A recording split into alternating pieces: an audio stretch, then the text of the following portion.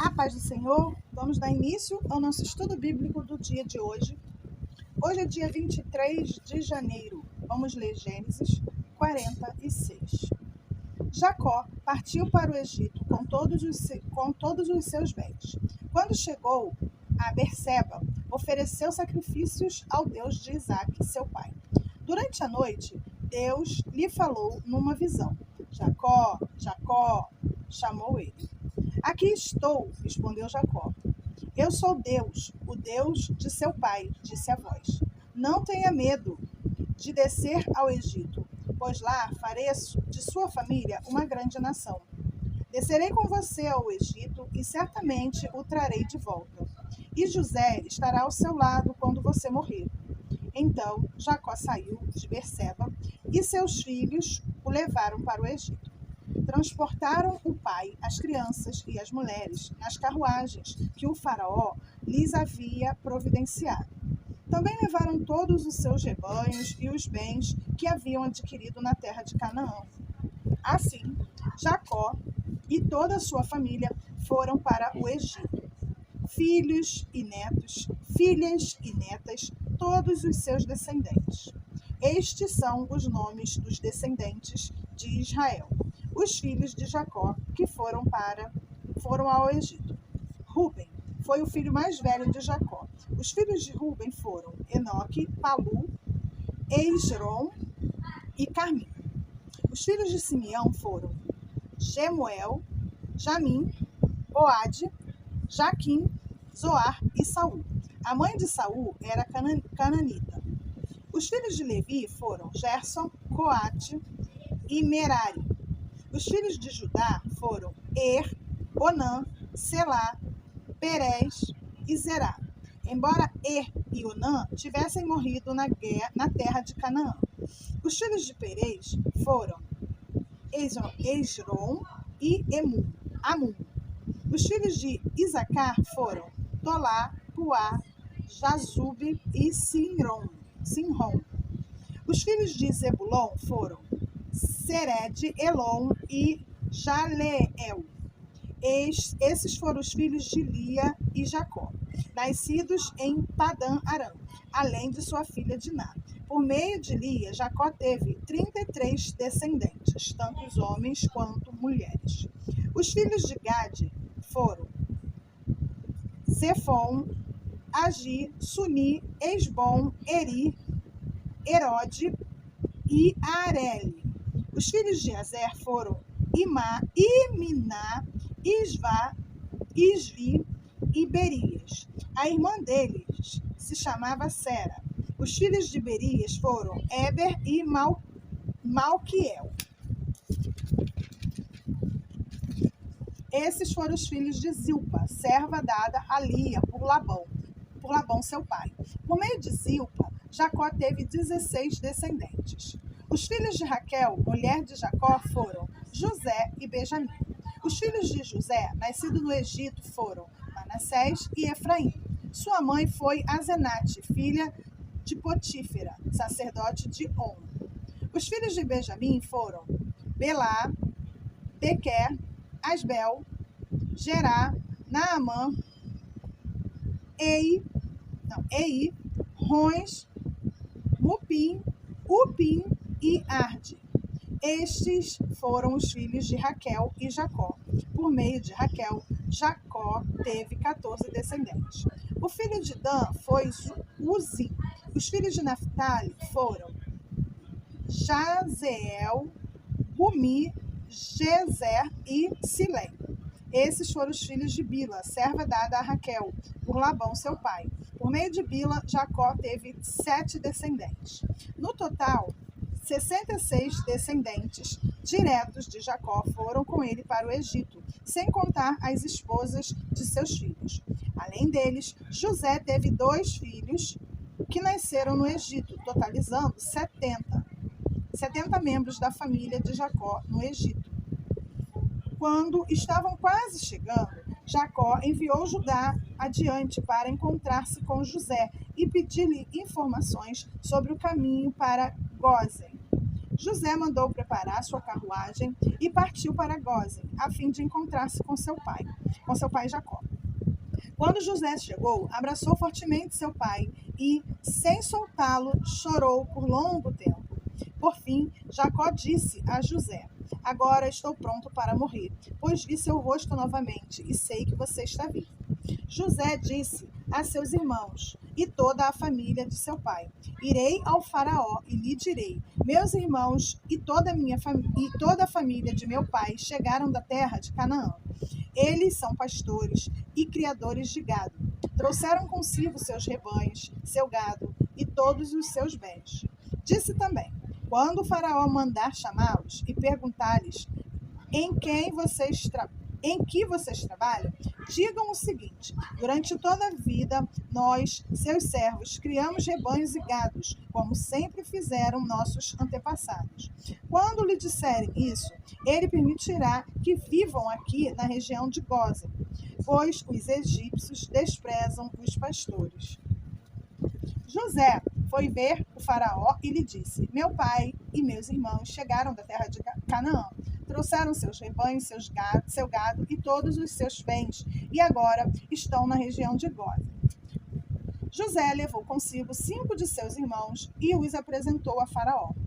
Em que vocês trabalham? O Faraó perguntou aos irmãos. Eles responderam: Nós, seus servos, somos pastores, como nossos antepassados. Viemos morar no Egito por algum tempo, pois não há pastagem para nossos rebanhos em Canaã. A fome é terrível naquela região. Por isso pedimos sua permissão para morar na região de Gósen. Então o Faraó disse a José: Agora que seu pai e seus irmãos estão com você, escolha qualquer lugar em todo o Egito para morarem. Dê-lhe a melhor terra do Egito, que vivam na região de Gósen. Se você descobrir entre eles homens capazes, coloque-os para cuidar de meus rebanhos. Em seguida, José trouxe seu pai Jacó e o apresentou ao Faraó. E Jacó abençoou o Faraó. Quantos anos o senhor tem? Perguntou o Faraó. Jacó respondeu: Tenho andado por este mundo há 130 árduos anos. Comparada à vida dos meus antepassados, minha vida foi curta. Então Jacó abençoou o Faraó novamente antes de deixar a corte. José deu a seu pai e seus irmãos a melhor terra do Egito, a região de Ramsés, e os acomodou ali, conforme o Faraó havia ordenado. José também providenciou mantimentos para seu pai e seus irmãos, em quantidades proporcionais ao número de seus dependentes, incluindo as crianças pequenas. A essa altura, a escassez era tanta que se esgotaram todos os mantimentos, e havia gente passando fome em toda a terra do Egito e de Canaã.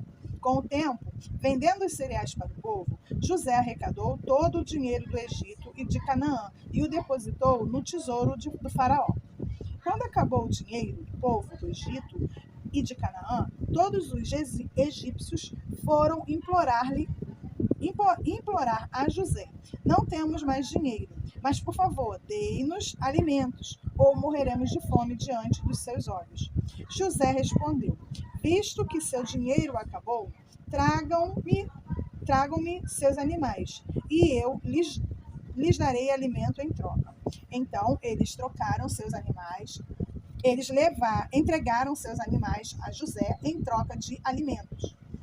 José lhes forneceu mantimento para mais um ano em troca de seus cavalos, rebanhos de ovelhas, bois e jumentos. Mas aquele ano chegou ao fim, e no ano seguinte o povo voltou a José dizendo: Não podemos esconder a verdade. Nosso dinheiro acabou e nossos rebanhos e gado lhe pertencem. Não nos resta outra coisa para oferecer além do nosso corpo e nossas terras. Por que morreríamos de fome diante de seus olhos? Comprem nossas terras em troca de mantimento. Oferecemos nossas propriedades e a nós mesmos como servos de Faraó. Dê-nos cereais para que vivamos e não morramos, e para que a terra não fique vazia e desolada. Assim, José comprou toda a terra do Egito para o Faraó.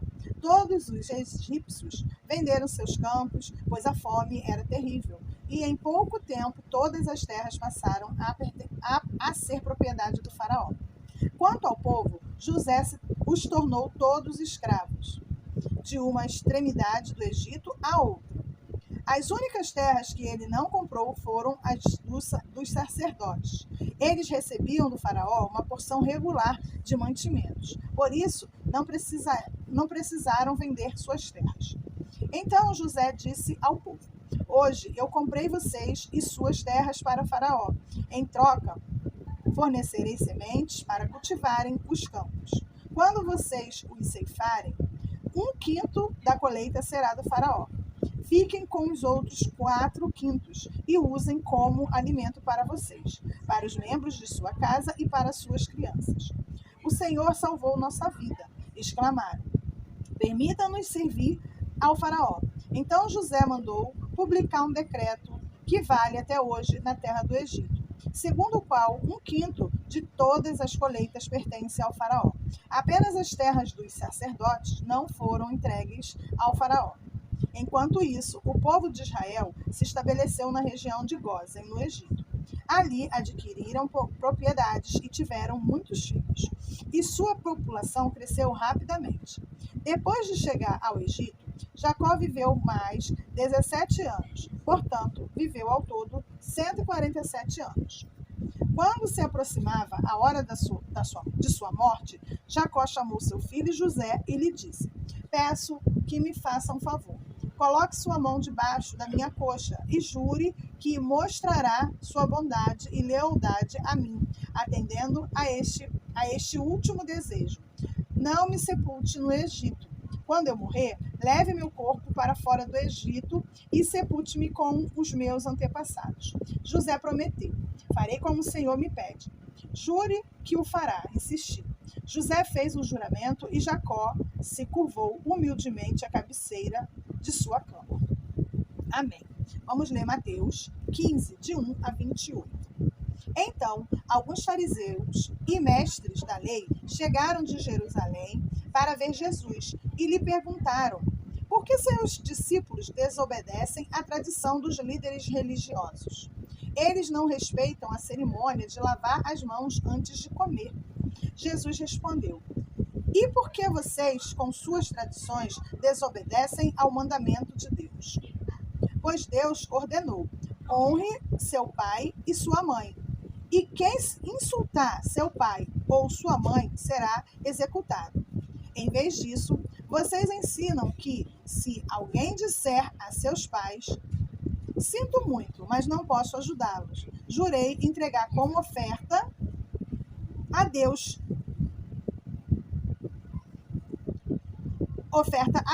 aquilo que eu teria dado a vocês. Não precisará mais honrar seus pais. Com isso, vocês anulam a palavra de Deus em favor de sua própria tradição. Hipócrita. Isaías tinha razão quando assim profetizou a seu respeito. Este povo me honra com os lábios, mas o coração está longe de mim.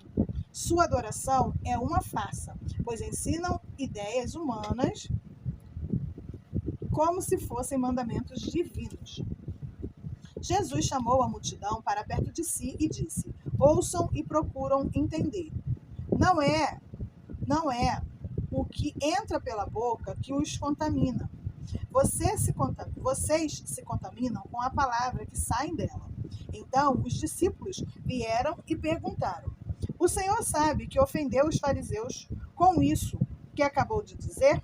Jesus respondeu: toda planta que meu Pai Celestial não plantou será arrancada pela raiz. Portanto, não façam caso deles. São guias cegos conduzindo cegos, e, se um cego conduzir outro, ambos cairão numa vala. Então Pedro disse: explique-nos a parábola de que as pessoas não são contaminadas pelos que comem. Ainda não entendem? Perguntou Jesus. Tudo que comem passa pelo estômago e vai para o esgoto. Mas as palavras vêm do coração, e é isso que os contamina. Pois do coração vêm maus pensamentos, homicídios, adultério, imoralidade sexual, roubo, mentiras e calúnias. São essas coisas que os contaminam. Comer sem lavar as mãos não os contaminará. Então Jesus deixou a Galileia, rumo ao norte, para a região de Tiro e Sidom. Uma mulher cananeia que ali morava veio a ele suplicando: Senhor, filho de Davi, tenha misericórdia de mim. Minha filha está possuída por um demônio que a atormenta terrivelmente. Jesus não disse uma só palavra em resposta. Então os discípulos insistiram com ele: Mande-a embora, ela não para de gritar entre nós. Jesus disse à mulher: Fui enviado para ajudar apenas as ovelhas perdidas do povo de Israel. A mulher, porém, aproximou-se, ajoelhou-se diante dele e implorou mais uma vez: Senhor, ajude-me. Jesus respondeu: Não é certo tirar comida das crianças e jogá-las aos cachorros. Senhor, é verdade, disse a mulher. No entanto, até os cachorros comem as migalhas que caem da mesa dos seus donos. Mulher, a sua fé é grande, disse-lhe Jesus. Seu pedido será atendido. E no mesmo instante, a filha dela foi curada. Amém. Vamos ler Salmos 19, de 1 a 14. Os céus proclamam a glória de Deus. O firmamento demonstra a habilidade de suas mãos. Dia após dia, eles continuam a falar. Noite após noite, eles o tornam conhecido. Não há som nem palavras. Nunca se ouve o que eles dizem. Sua mensagem, porém, chegou a toda a terra, e suas palavras aos confins do mundo. Deus preparou no céu uma morada para o sol. Dela, o sol irrompe como o noivo depois do casamento. Alegra-se com o valente guerreiro em seu caminho. O sol nasce numa extremidade do céu e realiza seu trajeto até a outra extremidade. Nada pode se esconder do seu calor. A lei do Senhor é perfeita e revigora a alma. Os decretos do Senhor são dignos de confiança e dão sabedoria aos ingênuos. Os preceitos do Senhor são justos e alegram o coração. Os mandamentos do Senhor são límpidos e iluminam a vida. O temor do Senhor é puro e dura para sempre. As instruções do Senhor são verdadeiras e todas elas são corretas. São mais desejáveis que o ouro, mesmo o ouro puro. São mais doces que o mel, mesmo o mel que goteja do favo. São uma advertência para teu servo, grande recompensa para quem os cumpre. Quem é capaz de distinguir os próprios erros? Absolve-me das faltas que não me são ocultas. Livra teu servo dos pecados intencionais. Não permitas que me controlem. Então serei culpável e inocente de grande pecado.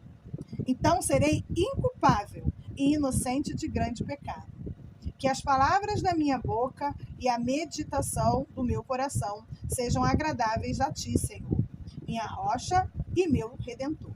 Amém. Provérbios 4, de 14 a 19. Não imite a conduta dos perversos, nem siga pelos caminhos dos maus.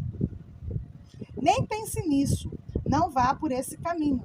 Desvie-se dele e siga adiante, pois os perversos não dormem enquanto não praticam o mal. Não descansam enquanto não fazem alguém tropeçar. Comem o pão da perversidade e bebem o vinho da violência. O caminho dos justos é como a primeira luz do amanhecer, que brilha cada vez mais até o dia pleno clarear. O caminho dos perversos é como a mais absoluta escuridão. Nem sequer sabem o que os faz tropeçar. Amém. Chegamos assim ao final de nosso estudo bíblico do dia de hoje. Oremos. Senhor, meu Deus e meu Pai, mais uma vez, Deus, quero te agradecer pelo privilégio de passarmos algum tempo, um pequeno tempo, conhecendo mais sobre sua Escritura. Deus, que esse pequeno tempo que estamos aqui estudando, conhecendo as suas Escrituras, Escrituras, tenho certeza que ele não é em vão. Suas palavras, elas criarão raízes em nossos corações e nos farão mudar pensamentos, ideais, projetos, porque assim tem que ser. Tudo tem que ser regido por ti, Deus. A nossa vida está em suas mãos. Que suas escrituras não sejam para nós apenas palavras, mas que verdadeiramente possamos vivê-las. Em nome de Jesus. Te agradeço, Deus. Amém.